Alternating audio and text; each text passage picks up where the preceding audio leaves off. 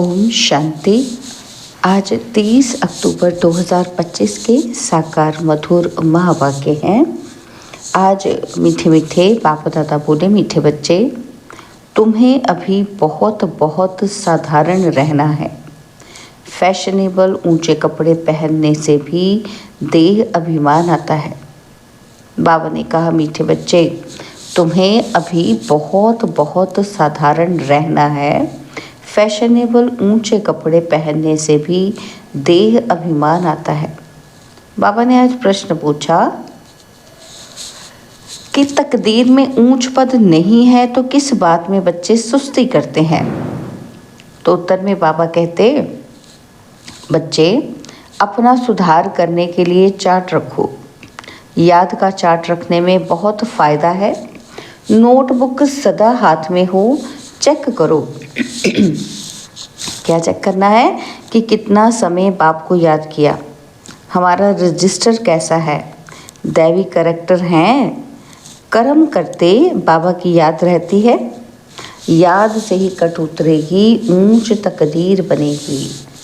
बुद्धि का गीत है, भोलेनाथ से निराला कोई नहीं, मेरी बिगड़ी बनाने वाला और कोई नहीं। ओम शांति। मीठे मीठे बच्चों, पास ये लक्ष्मी नारायण का चित्र घर में ज़रूर होना चाहिए। बाबा कहते, इनको देखकर बहुत खुशी होनी चाहिए, क्योंकि तुम्हारा ये है पढ़ाई का एम ऑब्जेक्ट। तुम जानते हो कि हम स्टूडेंट हैं और ईश्वर पढ़ाते हैं। ईश्वरीय स्टूडेंट व विद्यार्थी हैं, हम ये पढ़ते हैं। सबके लिए ये एक ही उद्देश्य है। इनको देखते बहुत खुशी होनी चाहिए। गीत भी बच्चों ने सुना, बहुत भोलानाथ है। कोई कोई शंकर को भोलानाथ समझते हैं, फिर शिव और शंकर को मिला देते हैं। अभी तुम जानते हो वह शिव ऊंच ते ऊंच भगवान और शंकर देवता, और फिर दोनों एक कैसे हो सकते हैं। ये भी गीत में सुना कि भक्तों की रक्षा करने वाले ज़रूर भक्तों पर कोई आपदाएं हैं, तभी तो रक्षा करेंगे ना। तो बाबा कहते हैं कि 5 विकारों की आपदाएं सबके ऊपर हैं। भगत भी सब हैं, ज्ञानी किसी को नहीं कहा जा सकता। ज्ञान और भक्ति बिल्कुल अलग चीज़ है। जैसे शिव और शंकर अलग हैं, जब ज्ञान मिलता है तो फिर भक्ति नहीं रहती। तुम सुखधाम के मालिक बनते हो। आधा कल्प के लिए सद्गति मिल जाती है। एक ही इशारे से तुम आधा कल्प का वर्षा पा लेते हो। देखते हो कि भक्तों के ऊपर कितनी तकलीफ है। ज्ञान से तुम देवता बन जाते हो। फिर जब भक्तों पर भीड़ होती है, अर्थात दुख होता है, तब बाप आते हैं। बाप समझाते हैं कि ड्रामा अनुसार जो पास्ट हुआ सो फिर रिपीट होना है, और फिर भक्ति शुरू होती है तो वाम मार्ग भी शुरू होता है, अर्थात पतित बनने का मार्ग। उसमें भी नंबर 1 है काम, जिसके लिए ही कहा जाता है काम पर जीत पाने से तुम जगत जीत बनेंगे। वह कोई जीत थोड़ी पाते हैं। रावण राज्य में विकार के बिगड़ तो कोई भी का शरीर पैदा ही नहीं होता, और सत्युग में रावण राज्य होता ही नहीं। वहाँ भी अगर रावण होता तो बाकी भगवान ने राम राज्य स्थापन करके क्या किया। बाप को कितना ओना रहता है, क्या ओना रहता है कि हमारे बच्चे सुखी रहें। धन इकट्ठा करके बच्चों को दे देते हैं कि सुखी रहे, परंतु यहाँ तो ऐसे हो नहीं सकता। यह है ही दुख की दुनिया। यह बेहद का बाप कहते हैं कि तुम वहाँ जन्म जन्मांतर सुख भोगते आएंगे। अथाह धन मिल जाता है, 21 जन्म वहाँ कोई दुख नहीं होगा। दिवाला नहीं मारेंगे। यह बातें बुद्धि में धारण कर आंतरिक बड़ी खुशी रहनी चाहिए। तुम्हारा ज्ञान और योग सारा गुप्त है। स्थूल हथियार आदि कुछ नहीं है। बाप समझाते हैं यह है ज्ञान तलवार। उन्होंने फिर स्थूल हथियार निशानियां देवियों को दे दी है। शास्त्र आदि जो पढ़ते हैं वो लोग कभी ऐसे नहीं कहते कि ज्ञान तलवार है। यह ज्ञान खड्ग है। यह बेहद का बाप ही बैठ समझाते हैं। वह समझते हैं कि शक्ति सेना ने जीत पाई है तो ज़रूर कोई हथियार होंगे। बाप आकर ये सब भूलें बताते हैं। ये तुम्हारी बात बहुत ढेर मनुष्य सुनेंगे, विद्वान आदि भी एक दिन आएंगे। बेहद का बाप है ना, तुम बच्चों को श्रीमत पर चलने में ही कल्याण है, तब देह अभिमान टूटेगा। इसलिए साहूकार लोग आते नहीं हैं। बाप कहते हैं देह अहंकार को छोड़ो। अच्छे कपड़े आदि का भी नशा रहता है। तुम अभी बनवाह में हो ना, अभी जाते हो ससुर घर, वहाँ तुमको बहुत जेवर पहनाएंगे और यहाँ ऊंचे कपड़े नहीं पहनने हैं। बाप कहते हैं बिल्कुल साधारण रहना है। जैसे कर्म मैं करता हूँ बच्चों को भी साधारण रहना है, नहीं तो देह का अभिमान आ जाता है। वह सब बहुत नुकसान कर देते हैं। तुम जानते हो कि हम ससुर घर जाते हैं, वहाँ हमको बहुत जेवर मिलेंगे और यहाँ तुमको जेवर आदि नहीं पहनने हैं। आजकल चोरी आदि कितनी होती है, रास्ते में ही डाकू लूट लेते हैं। दिन प्रतिदिन यह हंगामा आदि बढ़ता जाएगा। इसलिए बाप कहते हैं अपने को आत्मा समझ मुझे याद करो। देह अभिमान में आने से बाप को भूल जाएंगे। यह मेहनत अभी ही मिलती है, फिर कभी भक्ति मार्ग में ये मेहनत नहीं मिलती। बाबा कहते अभी तुम संगम पर हो। तुम जानते हो कि बाप आते ही हैं पुरुषोत्तम संगम युग पर। लड़ाई भी ज़रूर होगी। एटॉमिक बॉम्ब्स आदि खूब बनाते रहते हैं। कितना भी माथा मारो कि ये बंद हो जाए, परंतु ऐसे हो नहीं सकता।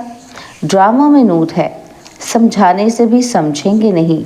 मौत होना ही है तो बंद कैसे होगा। समझते भी हैं तो भी बंद नहीं करेंगे। ड्रामा में नूंद है। यादवों और कौरवों को खलास होना ही है। यादव हैं यूरोपवासी, उन्होंने है साइंस घमंड जिससे विनाश होता है, फिर जीत होती है साइलेंस घमंड की। तुमको शांति घमंड में रहना है। बाबा कहते तुमको शांति घमंड में रहना सिखाया जाता है। बाप को याद करो, डेड साइलेंस। हम आत्मा शरीर से न्यारी हैं। शरीर छोड़ने के लिए जैसे हम पुरुषार्थ करते हैं, ऐसे कभी कोई शरीर छोड़ने के लिए पुरुषार्थ करते हैं क्या। सारी दुनिया ढूंढ कर आओ, कोई है जो बोले कि हे आत्मा अब तुमको शरीर छोड़कर जाना है। पवित्र बनो, नहीं तो फिर सज़ा खानी पड़ेगी। तो सज़ा कौन खाते हैं? आत्मा। उस समय साक्षात्कार होता है कि तुमने ये पाप किए हैं, अब खाओ सज़ा। उस समय फील होता है कि जैसे जन्म जन्मांतर की सज़ा मिलती है। इतना दुख भोगना, बाकी सुख का बैलेंस क्या रहा। बाप कहते हैं अभी कोई पाप कर्म नहीं करो, अपना रजिस्टर रखो। हर एक स्कूल में चाल चलन का रजिस्टर रखते हैं ना। एजुकेशन मिनिस्टर भी कहेंगे कि भारत का करेक्टर ठीक नहीं है। बोलो, हम इन जैसे करेक्टर्स बनाते हैं। किनके जैसे? लक्ष्मी नारायण के जैसे। तो यह लक्ष्मी नारायण का चित्र तो सदा साथ में होना चाहिए। यह है एम ऑब्जेक्ट। हम ऐसे बनते हैं। इस आदि सनातन देवी देवता धर्म की हम स्थापना कर रहे हैं श्रीमत पर। यहाँ चाल चलन को सुधारा जाता है। तुम्हारी यहाँ कचहरी भी होती है। सब सेंटर्स पर बच्चों को कचहरी करनी चाहिए। रोज़ बोलो, चार्ट रखो तो सुधार होगा। किसी की तकदीर में नहीं है तो फिर सुस्ती कर लेते हैं। चार्ट रखना बड़ा अच्छा है। तुम जानते हो कि हम इस 84 के चक्र को जानने से ही चक्रवर्ती राजा बन जाते हैं। कितना सहज है। और फिर पवित्र भी बनना है। याद की यात्रा का चार्ट रखो। बाबा कहते इसमें तुमको बहुत फ़ायदा है।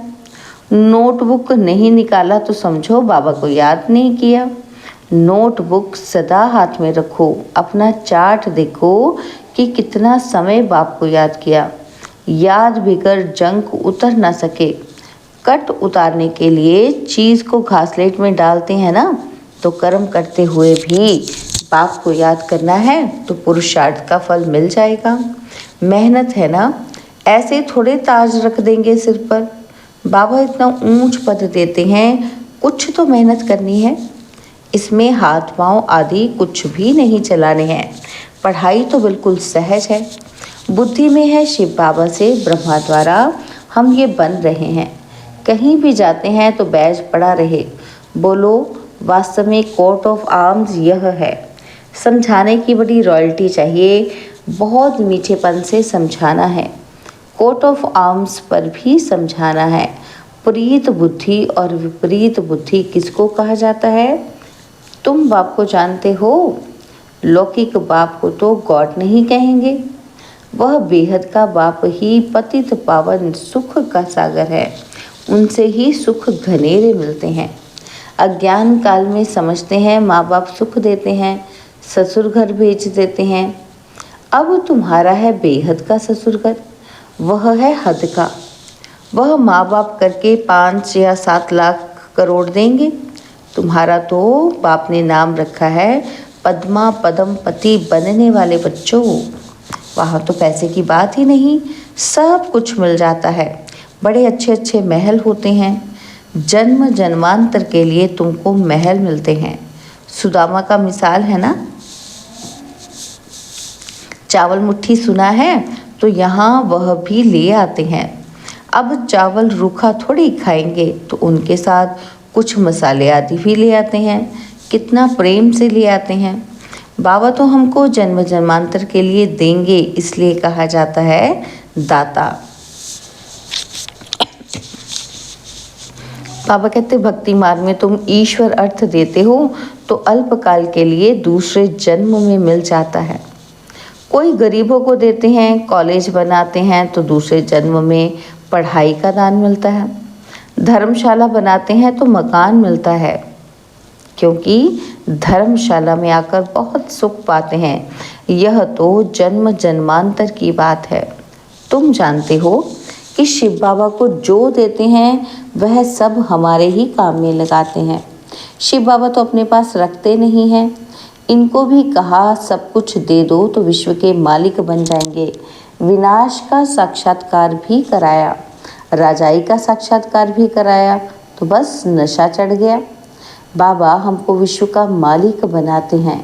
गीता में भी है कि अर्जुन को साक्षात्कार कराया, मुझे याद करो तो तुम ये बनेंगे। विनाश और स्थापना का साक्षात्कार कराया तो इनको भी शुरू में खुशी का पारा चढ़ गया। ड्रामा में ये पार्ट था। भागीरथ को भी कोई जानते थोड़ी हैं। तो तुम बच्चों को ये एम ऑब्जेक्ट बुद्धि में रहनी चाहिए कि हम ये बनते हैं। जितना पुरुषार्थ करेंगे उतना ऊंच पद पाएंगे। गीत गाया जाता है। कौन सा गीत? Follow father. इस समय की बात है। बेहद का बाप कहते हैं मैं जो राय देता हूँ उस पर फॉलो करो। इसने क्या किया सो भी बताते हैं। उनको सौदागर, रत्नाकर, जादूगर कहते हैं ना। तो बाबा ने अचानक ही सब कुछ छोड़ दिया। पहले उन रत्नों का जौहरी था और अब अविनाशी ज्ञान रत्नों का जौहरी बना। हेल को हेवन बनाना कितना बड़ा जादू है। फिर सौदागर भी है। बच्चों को कितना अच्छा सौदा देते हैं। कखपन चावल मुट्ठी लेकर महल दे देते हैं। कितनी अच्छी कमाई कराने वाला है। जवाहरात के व्यापार में भी ऐसे होता है। कोई अमेरिकन ग्राहक आता है तो उनसे 100 की चीज़ का 500 या 1000 भी ले लेंगे। उनसे तो बहुत पैसे लेते हैं। तुम्हारे पास तो सबसे पुरानी चीज़ है प्राचीन योग।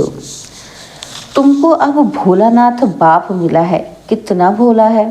तुमको क्या बनाते हैं? कखपन के बदले तुमको 21 जन्म के लिए क्या बना देते हैं। मनुष्यों को कुछ भी पता नहीं। कभी कहेंगे भोलानाथ ने ये दिया, कभी कहेंगे कि अम्बा ने दिया या गुरु ने दिया। बाबा कहते यहाँ तो है पढ़ाई।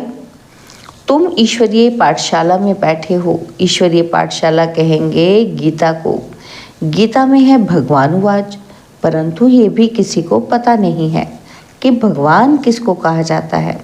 कोई से भी पूछो कि परमपिता परमात्मा को जानते हो? बाप है बागवान, तुमको कांटों से फूल बना रहे हैं।